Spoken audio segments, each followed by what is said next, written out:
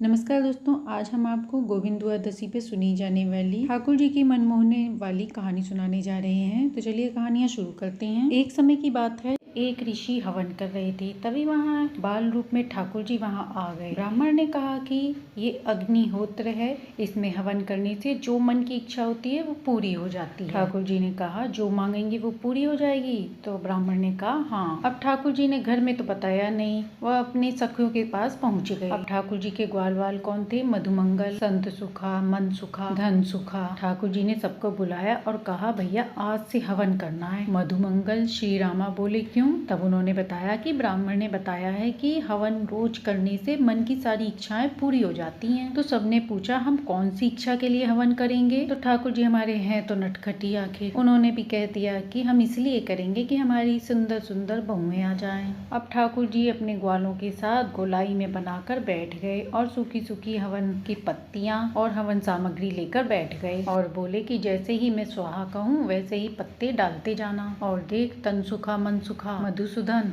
और जैसे ही मैंने स्वाहा कहा और तुमने जरा सा भी विलम्ब किया तो फिर मुझसे मत कहना कि कानी बहू आ जाए। तो जैसे ही स्वाहा कहूँ तुरंत डालना है। हवन की पूर्ण आहुति होने पर सुमंगल ने ज्ञान दिया कि लाला ऐसे मंगल पूर्ण ना होवे। ठाकुर जी बोले तो कैसे होवे? तो मधुसूदन बोले कोई भी हवन की पूर्णता होने पर ब्राह्मणों को भोजन कराना चाहिए, तभी यज्ञ सफल माना जाता है। ठाकुर जी बोले हाँ हाँ चलो ब्राह्मणों को भोजन कराने के लिए न्योता दिया मैं। अब कान्हा अपने ग्वालों के साथ चल दिए। अब सभी लोग नाचते गाते ब्राह्मणों के घर जाकर बोले आज हमारे यहाँ यज्ञ पूर्ण हुआ है, आपको भोजन करने हमारे घर आना है। अब कन्हैया जी ने पूरे ब्राह्मणों को न्योता दे दिया और जब नंद भवन से निमंत्रण आता है तो उस दिन ब्राह्मण सुबह से भूखे रहते हैं और नमक का पानी पी लिए कि ताकि भूख और तेज, क्योंकि सबने सोचा कि आज तो 56 भोग मिलेंगे खाने को और नंद रानी यशोदा माता इतने प्रेम से खिलाएंगे, मना करने पर भी फिर भी 2-4 पूरी जबरदस्ती डाल ही देंगे। अब सब ब्राह्मणों को जोर की भूख लगी। अब सभी ब्राह्मण चंदन आदि लगाकर नए वस्त्र पहनकर तैयार और सभी लोग नंद भवन में पहुंच गए। यशोदा मैया बैठी थी। जब उन्होंने देखा इतने सारे ब्राह्मण तो नीचे उतर कर आए और उन्होंने कहा आज इतने सारे ब्राह्मणों का मेरे द्वार पर आगमन कैसे हुआ? सबको प्रणाम वंदन। सभी ब्राह्मणों ने कहा मैया प्रणाम प्रणाम बाद में करना, पहले तो जोरों की भूख लगी है, भोजन कराओ। तो मैया ने कहा मैं वही पूछने वाली थी कि आज इतने सारे ब्राह्मणों का मेरे घर जमावाड़ा कैसे लगा है? अब ब्राह्मणों ने कहा मैया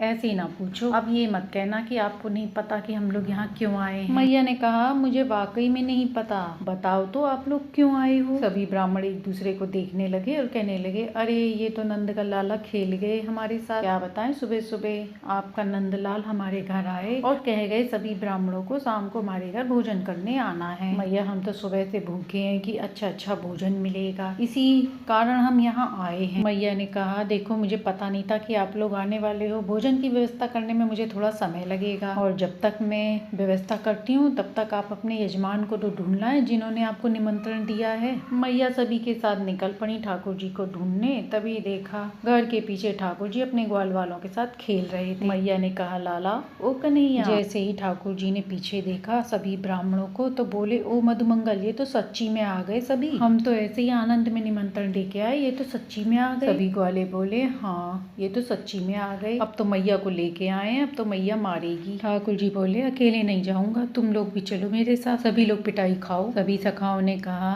कान्हा पहले प्रयास करना झूठ बोलने का, अगर पकड़े गए तो फिर कोई बात नहीं है, हम सब भी अपने लोग गाल आगे कर देंगे पिटने के लिए, अब क्या करें गलती तो हो ही गई है। ठाकुर जी पास गए और बोले हाँ मैया क्या हुआ? मैया बोली ये सब कौन है? तो मैया ने कहा कि ये सब कह रहे हैं कि तुमने जाकर सबके घर में न्योता दिया है खाने का। अब ठाकुर जी बात बनाते हुए बोले मैया मैं तो नहीं गया इनके घर, मैया मैं तेरी सौगंध खा के कह रहा हूँ कि मुझे नहीं पता कि इन लोगों का घर कौन सी गली में है। सभी ब्राह्मण कहने लगे कितना झूठ बोल रहे हैं। मैया ने सबके कान पकड़े और कहा साची साची बताओ कि निमंत्रण क्यों दिया? ठाकुर जी बोले मैया सच्ची सच्ची बताएं, मारना नहीं। माँ ने कहा नहीं मारूंगी, सच सच बताओ। तो ठाकुर जी बोले हमने निमंत्रण इसलिए दिया क्योंकि हमने हवन किया था, हम सब पूजा पूजा खेल खेल रहे थे और ये मधुमंगल हम सभी लोग पूजा कर रहे थे। तभी ये मधुमंगल बोला बोला कि भैया अनुष्ठान के बाद भोजन कराना होता है ब्राह्मणों को, तो हम तो ऐसे ही खेल खेल में निमंत्रण दे आए, अब ये आ गए हैं तो भोजन की व्यवस्था करने की जरूरत ना है। जब हमारा खेल का ही हवन था तो अब भोजन भी खेल खेल का होगा। ये भी सूखे सूखे पत्ता लेकर हाथ में कह दें कि हाँ भाई खाना तो बहुत अच्छा बना। खेल खेल की पूजा, खेल खेल का निमंत्रण। अब मैया को गुस्सा आया और मैया ने सब में एक एक धर दिया। उसके बाद ब्राह्मणों को भोजन करवाया। ऐसे ही हमारे ठाकुर जी की लीला, तो प्रेम से बोलिए ठाकुर जी की जय। अब सुनते हैं द्वादशी के पारण में तुलसी माता की कहानी। एक समय की बात है, किसी नगर में एक बुढ़िया माई रहती थी।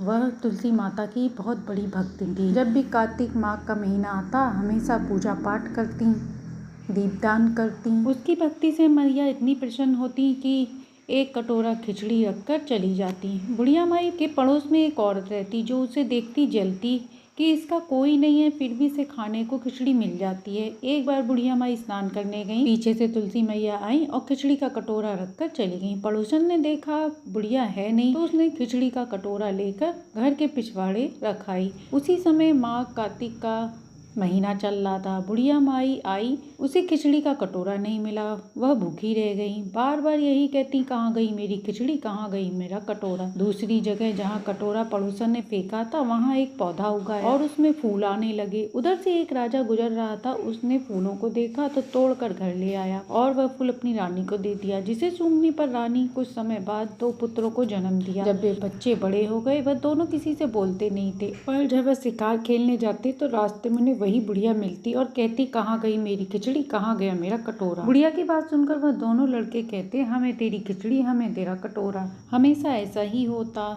एक बार राजा के कानों में यह बात गई। राजा आश्चर्य में था कि ये दोनों किसी से तो बोलते नहीं, बुढ़िया माई से कैसे बोल सकते हैं। राजा ने आश्चर्य से बुढ़िया माई को महल में बुलवाया और कहा कि हमारे बच्चे किसी से नहीं बोलते, तुमसे कैसे बोलते हैं। बुढ़िया माई ने कहा, महाराज मुझे नहीं पता कि मुझसे कैसे बोलते हैं, मैंने तो कार्तिक के स्नान का व्रत करती थी, तुलसी मैया की पूजा आराधना करती थी, वह मुझे खिचड़ी का कटोरा भर के दे के जाती थी। एक दिन स्नान करके आई, मुझे वह कटोरा खिचड़ी नहीं मिली, तो मैंने तभी से कहती हूँ कि कहाँ गई मेरी खिचड़ी, कहाँ गया मेरा कटोरा। इस पर दोनों लड़कों ने सुना और कहते हैं तभी से कि हमें तुम्हारी खिचड़ी, हमें तुम्हारा कटोरा। तभी दोनों लड़कों ने सुना और आकर बताया कि तुम्हारी पड़ोसन ने तुम्हारी खिचड़ी पीछे फेंक दिया था, तो वहाँ एक पेड़ बन गया, पेड़ से फूल निकला, उसे रानी ने सूंघा तो हमारा जन्म हुआ, हमें तुलसी मैया ने तुम्हारे लिए ही भेजा है। इस प्रकार बुढ़िया माई को 2 पुत्रों का प्यार के साथ राजा का सुख भी मिला। जो भी तुलसी मैया की पूजा जप आराधना करता है उसके ऊपर विष्णु भगवान के साथ तुलसी मैया की विशेष कृपा प्राप्त होती है। तो ये थी द्वादशी पे सुनी जाने वाली तुलसी माता की कहानी, जिसे सुनने से सुख सौभाग्य में वृद्धि होती है। कहानी अच्छी लगी हो तो लाइक एंड सब्सक्राइब करें।